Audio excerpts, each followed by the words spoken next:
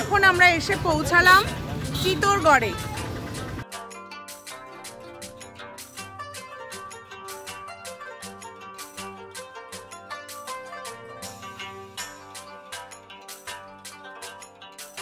সেই মানে 18 বছর বয়সে যুদ্ধ করেছিলেন যিনি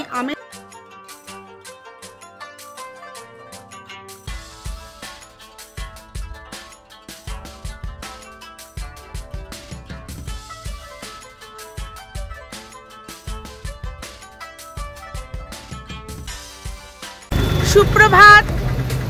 আজ 28শে অক্টোবর 2024 সোমবার।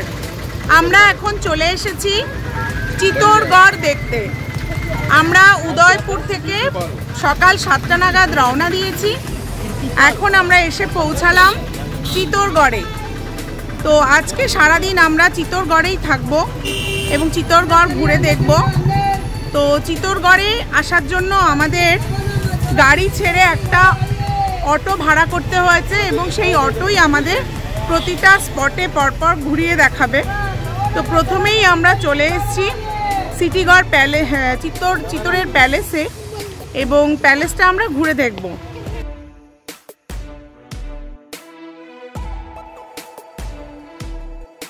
তো প্রথমেই আমরা রানা কুম্ভের যে প্যালেস, সেই রানা কুম্ভের প্যালেসে চলে এসেছি। রানা কুম্ভ এই চিতোরগড়ে দীর্ঘদিন রাজত্ব করেছিলেন এবং কুম্ভের যে রাজপ্রাসাদ, সেই রাজপ্রাসাদটি আমরা প্রথমে দেখব। এটি অনেকটাই ধ্বংসপ্রাপ্ত হয়ে গিয়েছে। তো যে অংশটুকু রয়েছে সেই অংশটুকু আমরা দেখব। Chittorgarh fort UNESCO world heritage site. চিতোরগড়ের প্রাচীন নাম মেবার বা মারওয়ার। বহু দুঃসাহসিক ও রহস্যময় ঘটনার সাক্ষী এই চিতোরগড় দুর্গ। এশিয়ার একটি বৃহত্তম দুর্গ এই চিতোরগড়। আরাবল্লী পাহাড়ের উপর 700 একর জায়গা জুড়ে দাঁড়িয়ে আছে এই দুর্গ। পদ্মাবত সিনেমার দৌলতে এখন বহু মানুষ এই দুর্গ সম্পর্কে জানেন। এই দুর্গ বহুবার আক্রমণ হয়েছে। প্রথমে দিল্লির আলাউদ্দিন খিলজি, তারপর গুজরাটের বাহাদুর শাহ, মুঘল সম্রাট আকবরও।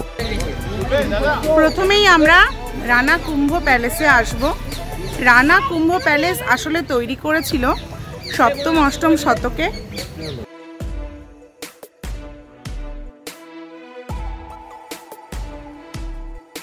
সপ্তম শতকে মৌর্যরা প্রথমেই দুর্গ গড়ে তুলেছিলেন। শোনা যায় স্থানীয় শাসক মৌর্য চিত্রাঙ্গদা এই দুর্গটি গড়ে তুলেছিলেন। তারপর চিতোরগড়ের দখল নেয় গুহিলা রাজবংশের বাপ্পা রাওয়াল। 1303 খ্রিস্টাব্দে এই দুর্গ দখল করে নেন আলাউদ্দিন খিলজি রতন সিংহকে পরাজিত করে। এই কুম্ভ প্যালেস বানিয়েছিল 8ম শতকে সেই সময়ের বাপ্পা রাও।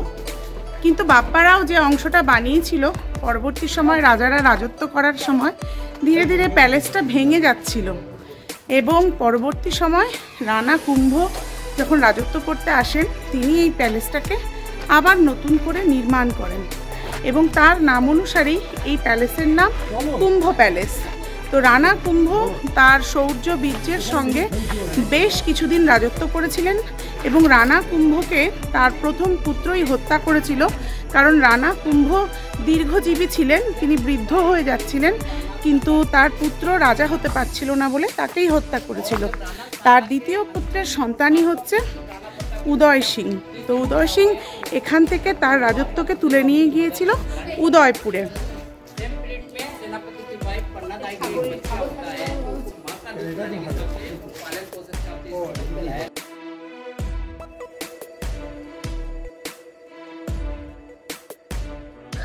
(1535 খ্রিস্টাব্দে গুজরাটের বাহাদুর শাহ আলাউদ্দিন খিলজির পর দ্বিতীয়বার এই দুর্গ আক্রমণ করেন। এরপর 1567 থেকে 1568 খ্রিস্টাব্দে মহারাজ সম্রাট আকবরও চিতোর আক্রমণ করেন। কথিত আছে চিতোরগড় বিখ্যাত জহর ব্রতের জন্য। আলাউদ্দিন খিলজি যখন আক্রমণ করেছিলেন তখন প্রায় 13,000 মহিলাকে নিয়ে জহর করেছিলেন রানী পদ্মাবতী। পরবর্তী সময়ে কর্ণাবতী, তিনিও গুজরাটের বাহাদুর শাহ আক্রমণ করলে জহর করেছিলেন। আরও আরেকবার জহর করেছিলেন চিতোরের রানী। তো চিতোর এই জীবন্ত অগ্নি ঝাঁপের জন্য বিখ্যাত, এবং এই চিতোর বিখ্যাত তার দুঃসাহসিক পরাক্রমী শক্তির জন্য।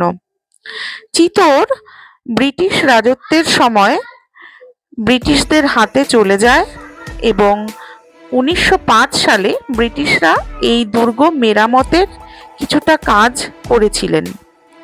উদয়পুর শহর থেকে 102 কিলোমিটার দূরে এই চিতোরগড় অবস্থিত, যা উদয়পুরের প্রাচীন রাজধানী। এখন আমরা যে মন্দিরটায় এসেছি এটা হচ্ছে মীরাবাই মন্দির।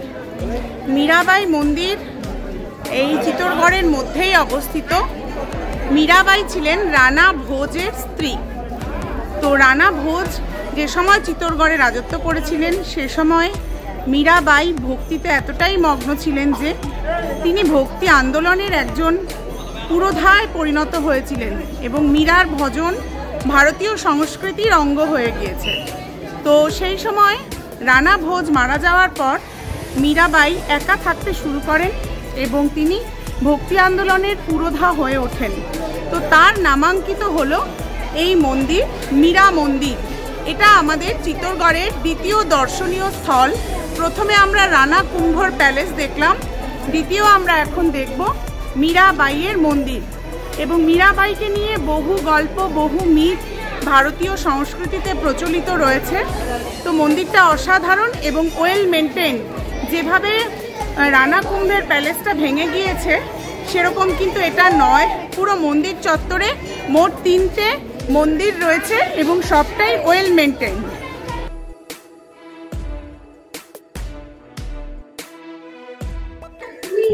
মীরা মন্দিরটি উত্তর ভারতীয় শৈলীতে নির্মিত। শঙ্কুময় এর ছাদ আর সামনের দিকে রয়েছে জটিল খোদাই। এর শিল্পকর্ম নিখুঁত। ভেতরে মীরাবাইয়ের জীবন এবং কৃষ্ণের প্রতি তার ভক্তির কথা মন্দির গাত্রে খোদিত রয়েছে। এই মন্দিরে প্রবেশের মূল্য 15 টাকা। মীরাবাই রাজকীয় জীবনধারা ত্যাগ করেছিলেন এবং কৃষ্ণের উপাসনায় সমস্ত জীবন উৎসর্গ করেছিলেন। তাই মন্দিরের মধ্যে কৃষ্ণের একটা আকর্ষণীয় মূর্তি রয়েছে। মীরাবাইকে একবার বিষ দিয়ে মেরে ফেলার চেষ্টা করে চিতোরের রাজপরিবারের সদস্যরা, কিন্তু তিনি বেঁচে যান কৃষ্ণের কৃপায়। এবং 1600 শতকে এই কৃষ্ণ মন্দিরটি নির্মাণ করা হয়। মীরাবাই কৃষ্ণের পায়ের কাছে বসে আছেন এমনটাই মন্দিরের মধ্যে মূর্তি খোদাই করা রয়েছে। এখানের মন্দিরের পুরোহিত মীরাবাইয়ের গল্প শোনায়। মন্দিরে মীরাবাইয়ের গানও হয়।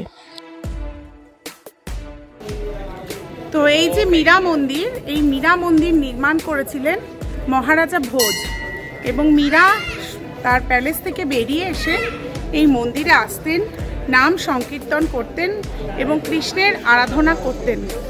তো পরবর্তী সময় এই মন্দিরেই মীরাকে বিষ দেওয়া হয়েছিল, ভগবানের প্রসাদের সঙ্গে মালার সঙ্গে সাপ দেওয়া হয়েছিল। তো যিনি ঈশ্বরের ভক্ত তিনি অবিচল থাকেন। তো মীরার কোনো ক্ষতি করতে পারেনি রানা ভোজের ভাই। তো মীরা পরবর্তী সময় রানা ভোজের মৃত্যুর পর বিভিন্ন তীর্থ দর্শনে বেরিয়ে গেছিলেন এবং মনে করা হয় শেষ পর্যন্ত দ্বারকায় গিয়ে তিনি ঈশ্বরের সঙ্গে লীন হয়ে গিয়েছিলেন।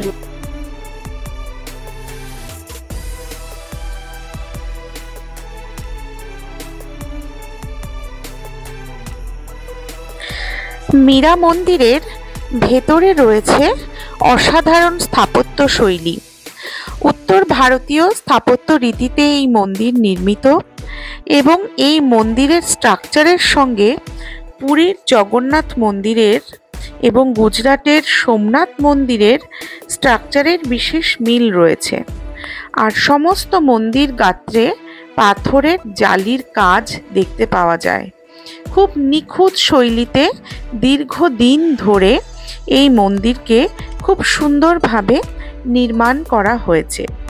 চিতোরের যে কটা অক্ষত স্থাপত্য রয়েছে তার মধ্যে মীরা মন্দির অন্যতম, এবং মন্দিরের চারপাশে মীরার জীবনী এবং মীরার বিভিন্ন ভজন গান খোদাই করা রয়েছে।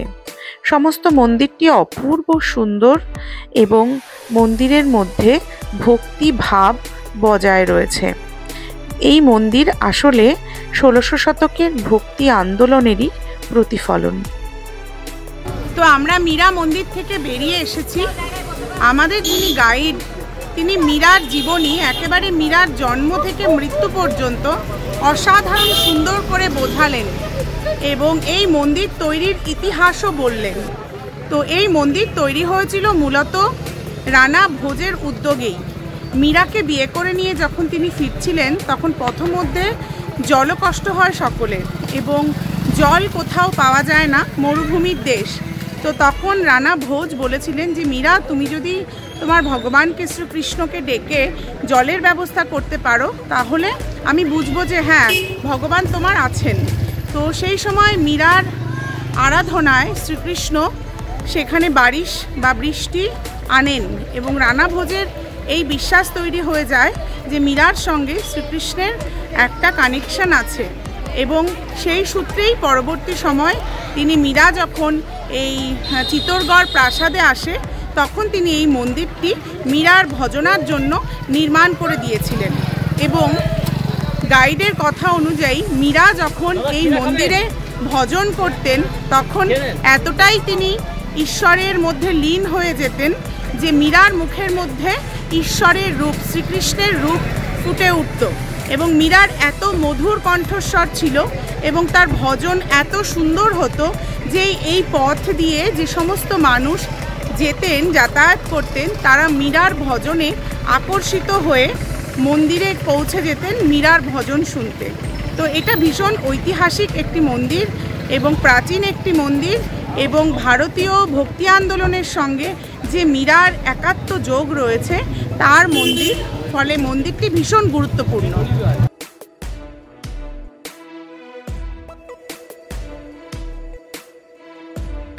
বিজয়স্তম্ভ চিতোরগড়ের সবচেয়ে আকর্ষণীয় একটি সৌধ।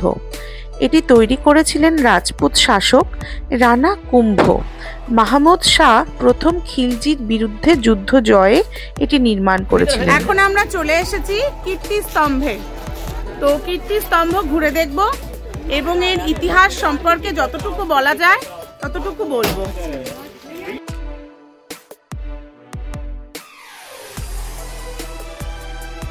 একে চিতোরগড়ের প্রতিরোধের টুকরোও বলা হয়।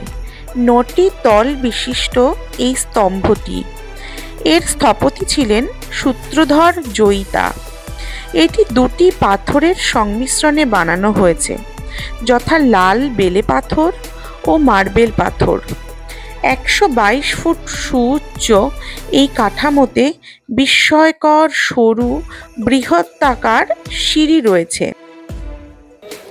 রানা কুম্ভ খুব অল্প বয়সেই, মানে 18 বছর বয়সে যুদ্ধ করেছিলেন, যিনি আহমেদাবাদ নগর প্রতিষ্ঠা করেছিলেন সেই আহমেদ শাহের বিরুদ্ধে, এবং সেই যুদ্ধে জয়লাভ করবার পর তিনি সেই জয়ের কীর্তি স্থাপনের জন্যই এই কীর্তিস্তম্ভ নির্মাণ করেন।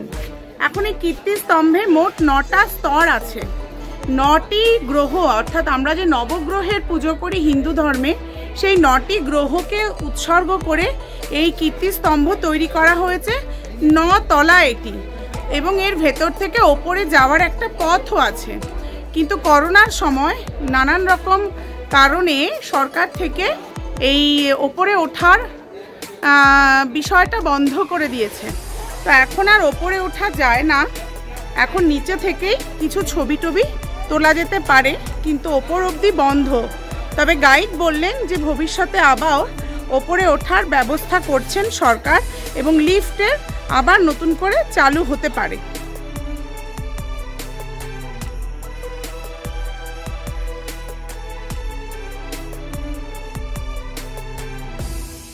চিতোরগড়ের এই যে ফাঁকা মাঠ, এই জায়গাটি হলো জহর ব্রতের স্থল। এখানেই জহরের অগ্নিকুণ্ড জ্বলেছিল। লোকমুখে শোনা যায় উদয়পুরের প্রতিষ্ঠাতা মহারানা উদয় সিং এখানেই জন্মগ্রহণ করেছিলেন, কিন্তু রাজপরিবার তাকে হত্যার চক্রান্ত করে এবং তার জীবন বাঁচানোর জন্য সেবিকা পান্না দাই তার নিজের পুত্র সন্তানের হত্যা করে এই উদয় সিংহকে নিয়ে পালিয়ে চলে গিয়েছিলেন কুম্ভলগড়ে। তো এখানেই সেই প্যালেস যেখানে জন্মেছিলেন রানা উদয় সিংহ, আর এই মাঠেই জহর ব্রত পালন করেছিলেন পদ্মাবতী ও তার সখীরা। এখনো প্রতি বছর এই মাঠেই জহরের একটা অনুষ্ঠান হয় এবং সেখানে সমস্ত রাজপুত নারীরা এসে উপস্থিত হয় এবং জহরের পূজা করে।